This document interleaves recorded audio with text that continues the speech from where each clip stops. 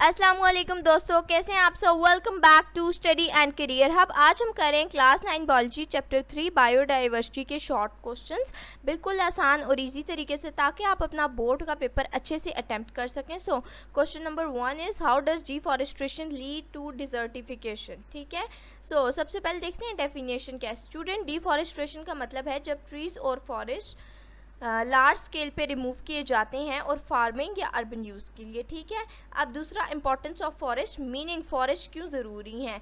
Forest soil को fertile बनाते हैं, वाटर साइकिल बैलेंस करते हैं और लिविंग ऑर्गेनिज्म को शेल्टर देते हैं। ठीक है, उसके बाद आता है loss of vegetation, meaning plant और ट्रीज वैनिश हो जाते हैं। जब फॉरेस्ट कट होते हैं सॉइल ओपन और अनप्रोटेक्टेड हो जाता है। उसके बाद आता है soil erosion, meaning top fertile soil rain और विंड ले जाती है। रूट एब्सेंट होने की वजह से fertile layer easily wash away हो जाती हैं।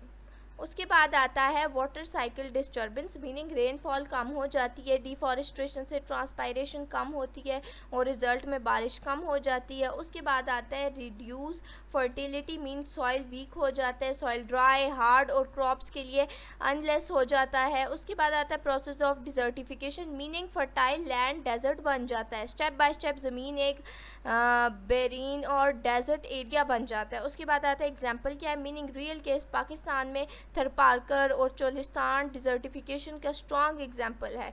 उसके बाद आता है फाइनल इम्पैक्ट, मीनिंग क्या नुकसान होता है एंड में। एग्रीकल्चर कोलैप्स हो जाते हैं, बायोडाइवर्सिटी डिस्ट्रॉय हो जाती है और क्लाइमेट चेंज एक्सीलरेट हो जाता है। ठीक है,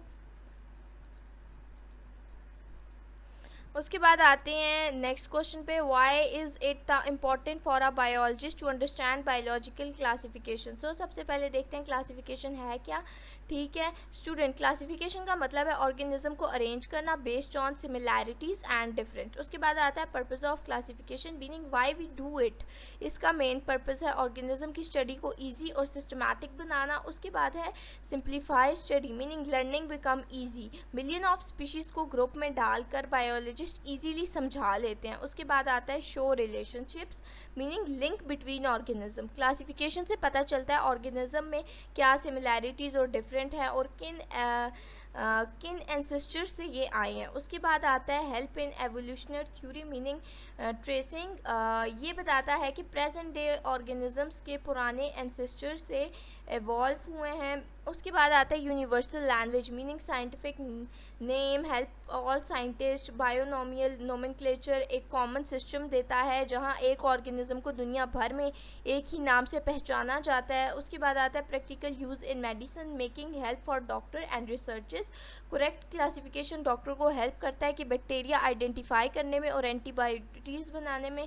उसके बाद आता है practical use in agriculture, meaning useful for farmers को प्लांट और पेस्ट आइडेंटिफाई करने में हेल्प मिलती है और क्रॉप्स प्रोटेक्ट होते हैं। उसके बाद आता है एग्जाम्पल, रियल केस में मोनोकॉट और डाइकॉट प्लांट की क्लासिफिकेशन उनके करेक्टरिस्टिक क्लियर करता है। उसके बाद आता है final importance, meaning why biologist must know. ठीक है, कंक्लूजन ये है कि विदाउट क्लासिफिकेशन बायोलॉजी स्कर्टेड और मीनिंगलेस होती है। इसी वजह से बायोलॉजिस्ट के लिए ये बहुत इंपॉर्टेंट है क्लासिफिकेशन। अब आते हैं नेक्स्ट क्वेश्चन पे, what is the status of virus in classification. ठीक है, वायरस एक बहुत छोटा इन्फेक्शियस पार्टिकल है जो प्रोटीन और न्यूक्लिक एसिड से बनता है और सिर्फ होस्ट सेल के अंदर मल्टीप्लाई करता है। ठीक है, unique nature, meaning not truly living और नॉन लिविंग। वायरस की सबसे ख़ास बात यह है कि ये लिविंग और नॉन लिविंग दोनों करेक्टरिस्टिक शो करता है। Non living characteristic, meaning why consider non living, क्यों इसे नॉन लिविंग कंसिडर किया जाता है। होस्ट के बाहर वायरस बिल्कुल इनएक्टिव होता है, क्रिस्टलाइज हो सकता है और मेटाबॉलिज्म परफॉर्म नहीं करता, मतलब किसी होस्ट के बगैर वो कुछ कर ही नहीं सकता, उसको लाजमी एक होस्ट चाहिए। लिविंग करेक्टर क्या है, क्यों इसको लिविंग कहा जाता है। लेकिन जब वायरस एक होस्ट में चला जाता है जल्दी मल्टीप्लाई करता है और डीएनए या आरएनए को थ्रू आउट हेरिडिटी शो करता है। उसके बाद आता है problem in classification, meaning why difficult to classify. इसी मिक्स्ड नेचर की वजह से साइंटिस्ट वायरस को किसी एक किंगडम में डाल ही नहीं पा रहे।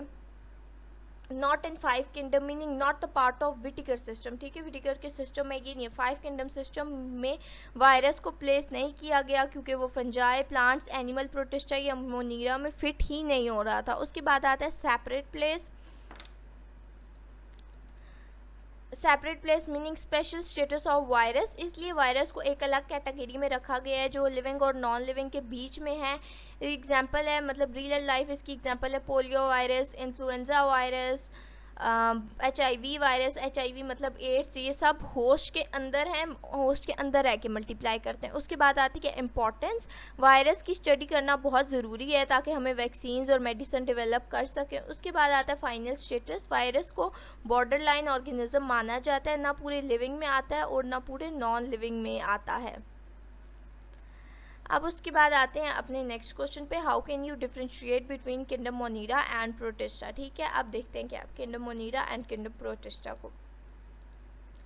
सबसे पहले इनकी सेल टाइप देख लेते हैं। ठीक है, मोनीरा जो हमारे पास है वो प्रोक्रियोटिक होते हैं, यानी इनके पास ट्रू न्यूक्लियस नहीं होता। ठीक है, और जो हमारे पास प्रोटिस्टा हैं वो यूकैरियोटिक होते हैं, उनके सेल में प्रॉपर न्यूक्लियस होता है और ऑर्गेनेलिस होती हैं। उसके बाद आता है सेल स्ट्रक्चर। ठीक है, मोनीरा बहुत सिंपल और यूनिसेलुलर ऑर्गेनिज्म होते हैं, जबकि प्रोटिस्टा भी यूनिसेलुलर होते हैं लेकिन थोड़े कॉम्प्लेक्स होते हैं। उसके बाद आती है इनकी एग्जाम्पल, मीनिंग मोनीरा की एग्जाम्पल है बैक्टीरिया या साइनोबैक्टीरिया, प्रोटिस्टा की एग्जाम्पल है एमीबा, पैरामीशियम और एल्गी। ठीक है, उसके बाद आता है न्यूट्रिशन, मोनीरा ऑटोट्रॉपिक भी होते हैं और हेट्रोट्रॉपिक भी, प्रोटिस्टा एल्गी की तरह ऑटोट्रॉपिक भी होते हैं और एमीबा की तरह हेट्रोट्रॉपिक भी होते हैं। उसके बाद आता है लोकोमोशन, मोनीरा ज़्यादातर नॉन मोटाइल होते हैं, प्रोटिस्टा सिलिला फ्लैजेला या प्लाज्मोडियम की मदद से मूव करते हैं। ठीक है, उसके बाद आता है रिप्रोडक्शन, मीनिंग मल्टीपल कैसे होते हैं, mostly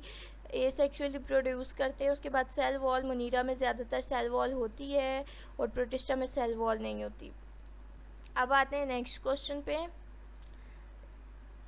list down the endangered species of Pakistan and what are the reason behind the population decrease. ठीक है, इंडेंजर्ड स्पीशी मतलब वो एनिमल जो ख़त्म होने के करीब हैं। स्टूडेंट, इंडेंजर्ड स्पीशी उन जानवरों या प्लांट्स को कहते हैं जिनकी पॉपुलेशन इतनी कम हो गई है कि वो जल्दी एग्जिस्ट मतलब ख़त्म हो जाएंगे।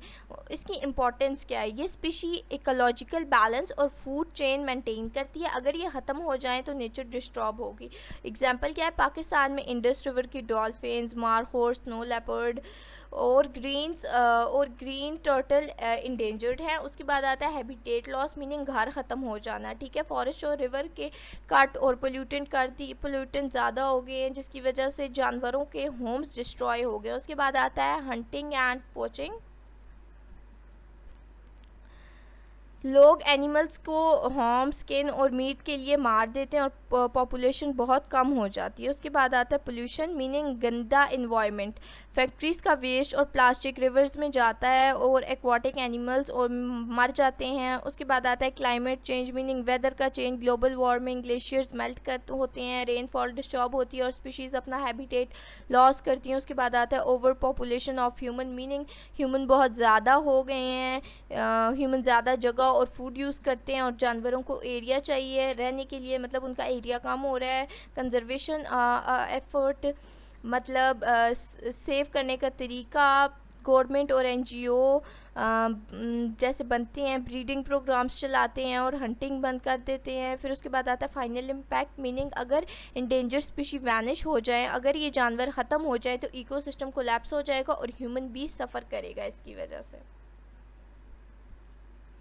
सो स्टूडेंट, आई होप आपको ये वीडियो पसंद आई होगी और आपको क्लास 9 बायोलॉजी के शॉर्ट क्वेश्चंस भी क्लियर हो गए होंगे। अगर आपको ये वीडियो हेल्पफुल लगी है तो ज़रूर लाइक करें, कमेंट में अपना फीडबैक शेयर करें और चैनल को सब्सक्राइब करें ताकि आपको ऐसी और यूज़फुल वीडियो टाइम पे मिल सके। मिलते हैं नेक्स्ट वीडियो में। Till then keep learning and best of luck for your exam. Thank you.